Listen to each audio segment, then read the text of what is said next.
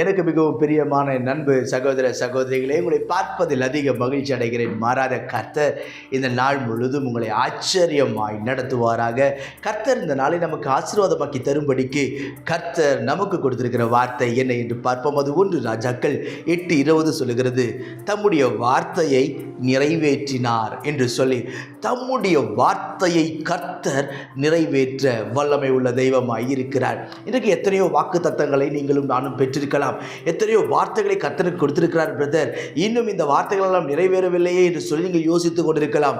நிச்சயம் தாமதித்தாலும் அது உங்களுடைய வாழ்க்கையில் நிறைவேறும் என்பதில் எந்த ஒரு சந்தேகமே இல்லை.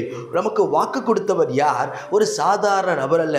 அண்ட சராச்சரங்களை தம்முடைய வார்த்தையினால் உண்டாக்கினவர். 7 பொன் குத்துவலுக்கு நடுவே நிலையங்கை தெரித்தவராய் உலாவி வருகிறவர்.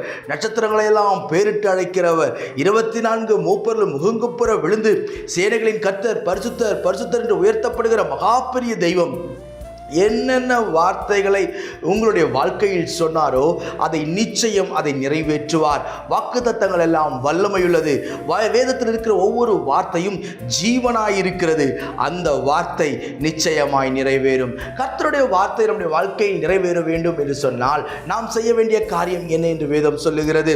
சங்கீதம் 40:1 சொல்லுகிறது, கர்த்தருக்கு பொறுமையோடு காத்திருந்தேன் என்று சொல்லி. வாக்குத்தத்தங்கள் கிடைத்தவுடன் சிலருக்கெல்லாம் பார்த்தீங்கன்னா உடனே நடக்கணும், உடனே கர்த்தருக்கு அற்புதம் செஞ்சிடணும், உடனே கர்த்தருக்கு இறங்கிடணும் அப்படின்னு வேகத்தை காட்டுவாங்க.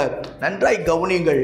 கர்த்தருடைய வார்த்தை வந்த பிறகு யார் யாரெல்லாம் வேதத்தில் காத்திருந்தார்களோ அத்தனை பேருடைய வாழ்க்கையிலும் வார்த்தை நிறைவேறினது.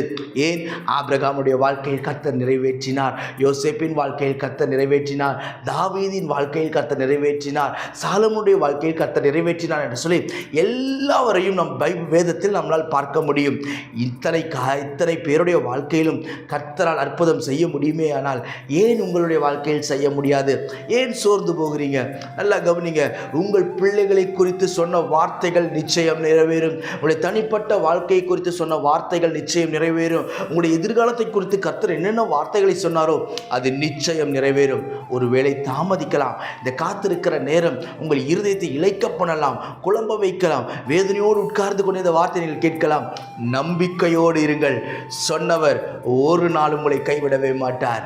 நான் உங்களுக்கு ஜெபிக்கிறேன். பரலோக பிதாவே, இந்த வார்த்தையெல்லாம் கேட்கிற நண்பு சகோதர சகோதரிகள் ஒவ்வொருவருக்காக நான் ஜெபிக்கிறேன். அப்பா, பலப்படுத்தும், நிலைநிறுத்தும், மேன்மைப்படுத்தும், எல்லா தடைகளையும் நீக்கும். ஆண்டவரே, நீர் உடைய பிள்ளைகளுக்கு என்னென்ன வாக்குத்தத்தங்களை எல்லாம் கொடுத்தீரோ அந்த வார்த்தைகளை எல்லாவற்றையும் கர்த்தர் நீர் நிறைவேற பண்ணும்படிக்கு நான் ஜெபிக்கிறேன். ஆண்டவரே, எதுவும் ஆண்டவரை அபத்தமாய் போகக்கூடாதப்பா.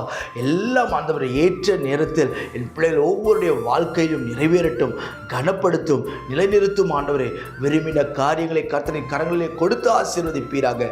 உங்கள் நாமத்தை மாத்திரம் நீர் மகிமைப்படுத்தும். இயேசுவின் நாமத்தில் ஜெபிக்கிறேன் எங்கள் ஜீவனுள்ள பிதாவே. ஆமென், ஆமென். God bless you.